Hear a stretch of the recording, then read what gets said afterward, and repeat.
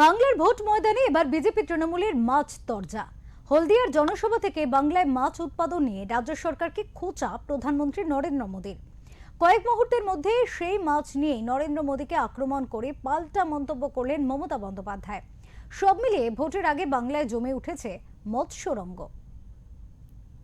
আপনাকে বাংলার মাছ খাওয়া নিয়ে ভাবতে হবে না। বাংলার মাছ অন্য রাজ্যে খাওয়া কেন বন্ধ করলেন? আগে তার উত্তর দিন। ফলতার জনসভা থেকে মোদীর প্রধানমন্ত্রীর মাছ নিয়ে কটাক্ষের এভাবেই জবাব দিলেন মুখ্যমন্ত্রী। বিধানসভা নির্বাচনের আগে এবার বাংলায় মৎস্য রাজনীতি। বৃহস্পতিবার হলদিয়ার জনসভা থেকে প্রধানমন্ত্রী বলেন, তৃণমূল 15 বছর বাংলা শাসন করলেও এখনো মাছ উৎপাদনের স্বয়ংসম্পূর্ণ হতে পারেনি। এখনো ভিন রাজ্য থেকে মাছ আমদানি করতে হয়। এর কারণ তৃণমূলের পাপ ও দুর্নীতি। यहाँ बंगाल में मछली की इतनी डिमांड है, लेकिन बंगाल मछली पालन में अब तक आत्मनिर्भर नहीं है। आज भी बंगाल अपनी जरूरत के लिए मछली दूसरे राज्यों से मंगानी पड़ती है। अपने 15 साल के शासन में भी टीएमसी आपको मछली तक नहीं दे पाई है, वो भी बाहर से लानी पड़ रही है।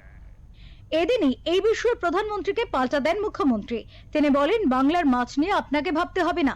কেন অন্য রাজ্যে মাছ খাওয়া বন্ধ করা হয়েছে তার উত্তর দিন। পাশাপাশি মমতার দাবি, বাংলায় প্রয়োজনের 80% মাছ উৎপন্ন হয়। বাংলার ভাষা বলতে দেন না, লজ্জা করে না? বাংলায় এসে মাছ উৎপাদন দেখাচ্ছেন আমাদের, শেখাচ্ছেন আমাদের। আগে মাছ আমাদের সব নিয়ে আসতে তো হায়দ্রাবাদ থেকে, এখন আমরা 80% মাছ উৎপাদন করি বাংলায়। মনে রাখবেন আমাদের মৎস্যজীবীরা। কিন্তু আমাদের প্রবলেম কি বলুন তো, পুকুরে যখন মাছটা হয় আমরা ছোট মাছই কিনে তাড়াতাড়ি তুলে খেয়ে নিই। একটা মাছ বড় হতে কতদিন লাগে জানেন? 2 বছর লাগে। একটা ছোট মাছ বড় হতে 2 বছর লাগে। এর জন্য আমি এগ্রিকালচার ডিপার্টমেন্টের আন্ডারে যতগুলো আমাদের বড় বড় জলাশয় আছে সেখানে আমরা মাছ বড় করি। অলরেডি 4-5 বছর ধরে আমরা শুরু করেছি। আগে সব ডিম আসতো হায়দ্রাবাদ থেকে, এখন আমরা হাঁসেরও পোলট্রি করে দিয়েছি, মুরগিরও পোলট্রি করে দিয়েছি। এখন 90% ডিম আমরা নিজেরা উৎপাদন করি। আমোদি প্রমোদি বাবুরা একটু জেনে রাখুন, আপনাকে বাংলার মাছ নিয়ে ভাবতে হবে না। আপনি অন্য রাজ্যে বাংলার মাছ খাওয়া কেন বন্ধ করেছেন তার উত্তর আগে দিন। এবার বাংলার ভোট ময়দানে বাঙালির প্রিয় মাছ নিয়ে শুরু হলো তরজা।